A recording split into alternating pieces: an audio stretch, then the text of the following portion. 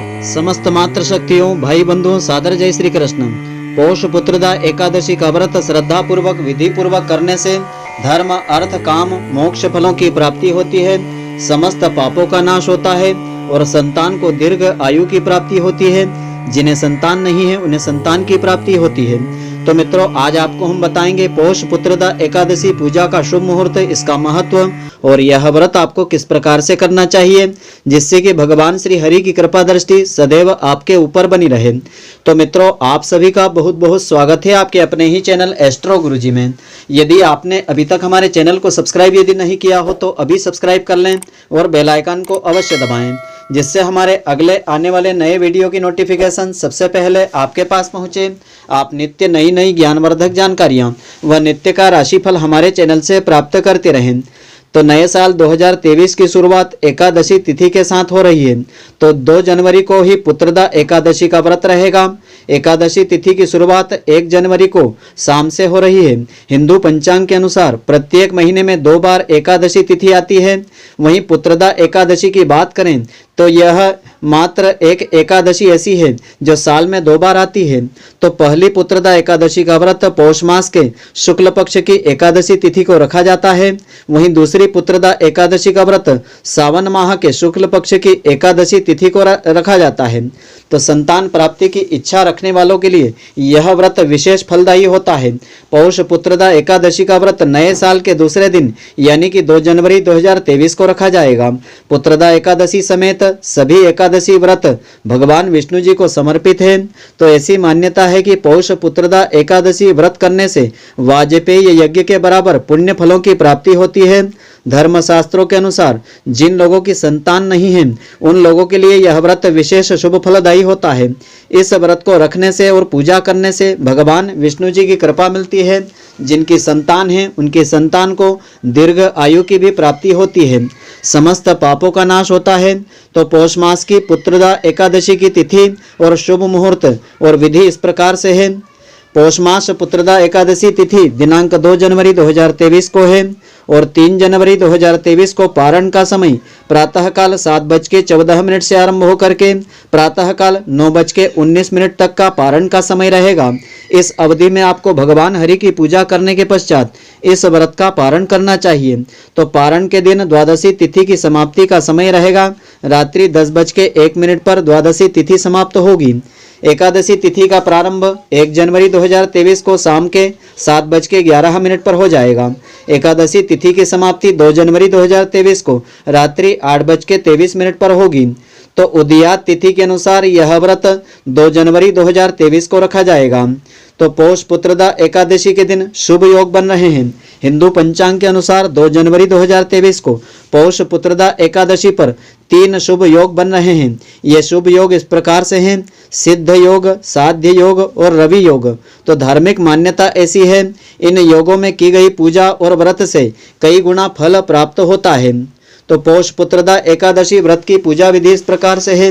पौष पुत्रदा एकादशी व्रत करने वाले लोग इस दिन प्रातःकाल सूर्योदय से पहले उठ करके स्नान आदि कर लेवें, सूर्य देवता को अर्घ्य प्रदान करें और इस व्रत का संकल्प लेवें। और इस दिन आपको गंगा जल का प्रयोग नहाने में अवश्य कर लेना चाहिए। उसके पश्चात साफ स्वच्छ वस्त्र धारण करके धूप दीप नैवेद्य आदि 16 सामग्री से भगवान विष्णु जी का पूजन करें। रात्रि को दीपदान अवश्य करें। संभव हो तो एकादशी की पूरी रात्रि भगवान विष्णु जी का भजन कीर्तन ध्यान आदि आप करें। भगवान विष्णु जी से अनजाने में हुई भूल या पाप के लिए क्षमा याचना करें। अगली सुबह प्रातःकाल स्नान करके भगवान विष्णु जी की पूजा करें और अपनी शक्ति और सामर्थ्य के अनुसार ब्राह्मणों को भोजन करावें, दान आदि देवें। उसके पश्चात अपने एकादशी व्रत का पारण करें। तो पौष पुत्रदा एकादशी का महत्व इस प्रकार से है। धार्मिक मान्यताओं के अनुसार जो भी भक्त स्त्री पुरुष पौष पुत्रदा एकादशी का यह व्रत पूरी श्रद्धा और विधि विधान और नियम के साथ पूर्ण करता है उसे जल्द ही संतान सुख की प्राप्ति होती है। जिनकी संतान होती है उनकी संतान को दीर्घ आयु की प्राप्ति होती है। साथ ही इस व्रत को रखने वालों के संतान का स्वास्थ्य भी हमेशा अच्छा बना रहता है। इसके अलावा लंबे समय से रुके हुए कार्य पूर्ण होते हैं, मनोकामनाएं पूरी होती है, भगवान विष्णु जी की विशेष कृपा भी मिलती है। और एकादशी तिथि भगवान विष्णु जी को बहुत प्रिय होती है। इस दिन विधि विधान और श्रद्धा के साथ भगवान विष्णु जी की पूजा अर्चना करना चाहिए। भगवान विष्णु जी की कृपा से सभी मनोकामनाएं पूर्ण होती है। इस पावन दिन पर भगवान विष्णु जी के साथ माता लक्ष्मी जी की पूजा अर्चना भी अवश्य करना चाहिए।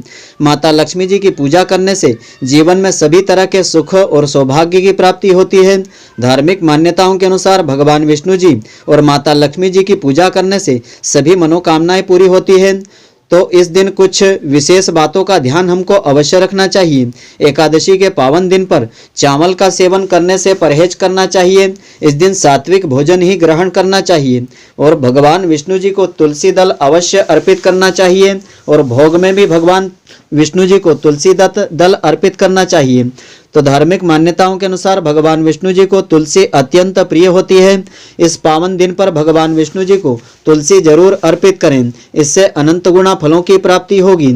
इस दिन विशेष करके ब्रह्मचर्य व्रत का पालन भी आपको करना चाहिए।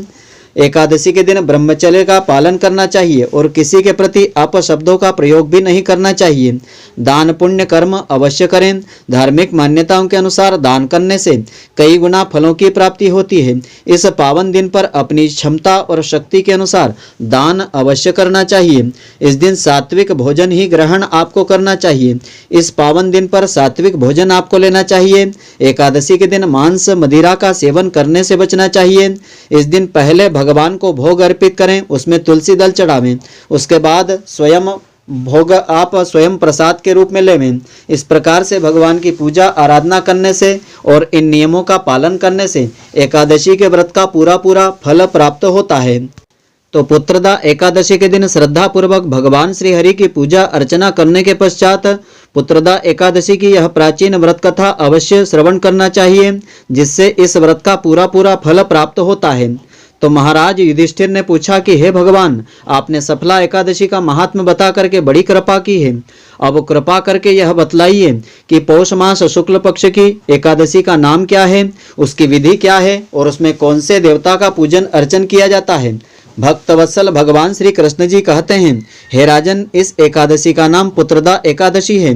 इसमें भी श्री नारायण भगवान की पूजा की जाती है।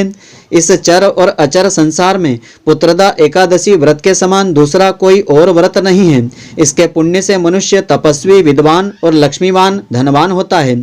इसकी मैं एक कथा तुमको कहता हूँ, तुम ध्यान पूर्वक श्रद्धा पूर्वक श्रवण करो कि भद्रावती नामक नगरी में सुकेतु नाम के एक राजा राज्य करते थे। उसके यहाँ कोई पुत्र नहीं था। उसकी स्त्री का नाम शेव्या था। वह निपुत्री होने के कारण सदैव चिंतित रहा करती थी।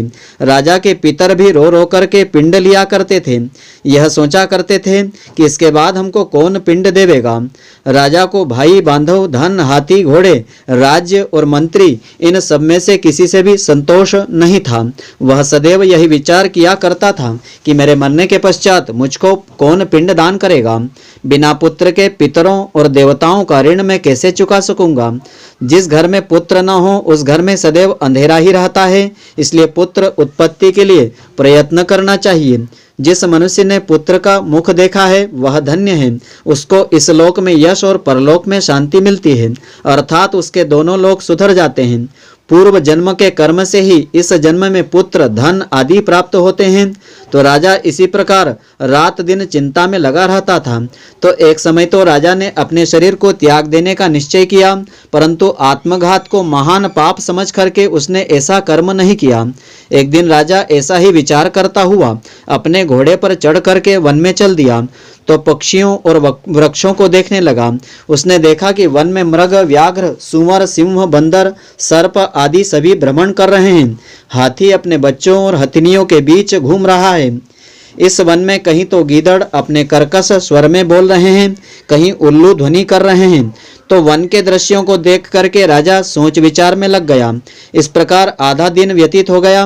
वह सोचने लगा कि मैंने कई यज्ञ किए हैं, ब्राह्मणों को स्वादिष्ट भोजन से तृप्त भी किया है, फिर मुझको दुख क्यों प्राप्त हुआ। तो राजा प्यास के मारे अत्यंत दुखी हो गया और पानी की तलाश में इधर उधर घूमने फिरने लगा। थोड़ी दूरी पर राजा ने एक सरोवर देखा। उस सरोवर में कमल खिले हुए थे तथा सारस, हंस, मगरमच्छ आदि वहां विहार कर रहे थे। उस सरोवर के चारों तरफ मुनियों के आश्रम बने हुए थे। उसी समय राजा के दाहिने अंग फड़कने लगे। राजा शुभ शकुन समझ करके घोड़े से उतर करके मुनियों को दंडवत प्रणाम करके वहीं बैठ गया। तो राजा को देख करके मुनियों ने कहा कि हे राजन, हम तुमसे अत्यंत प्रसन्न हैं, तुम्हारी क्या इच्छा है सो हमसे कहो। तो राजा ने कहा कि महाराज, आप कौन हैं और किस लिए यहाँ पर आए हैं, कृपा करके बताइए। मुनि कहने लगे कि हे राजन, आज संतान देने वाली पुत्रदा एकादशी है।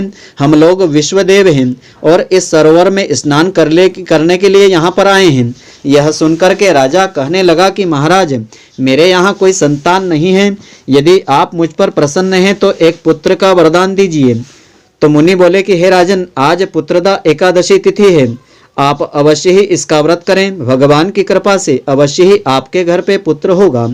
मुनि के वचनों को सुन करके राजा ने उसी दिन एकादशी का व्रत किया और द्वादशी को उसका पारण किया। इसके पश्चात मुनियों को प्रणाम करके महल में वापस आ गया। कुछ समय बीतने के पश्चात रानी ने गर्भ धारण किया। 9 महीने के पश्चात उनके यहाँ पुत्र का जन्म हुआ। वह राजकुमार अत्यंत शूरवीर यशस्वी प्रजापालक हुआ। श्री कृष्ण भगवान बोले, हे राजन, पुत्र की प्राप्ति के लिए पुत्रदा एकादशी का व्रत अवश्य करना चाहिए।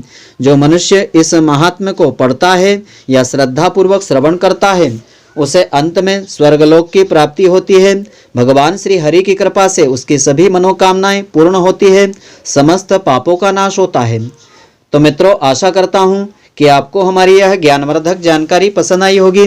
यदि आपको पसंद आई हो तो आप हमारे वीडियो को लाइक व अधिक से अधिक शेयर अवश्य करें। धन्यवाद। जय श्री कृष्ण मित्रों, फिर मिलेंगे।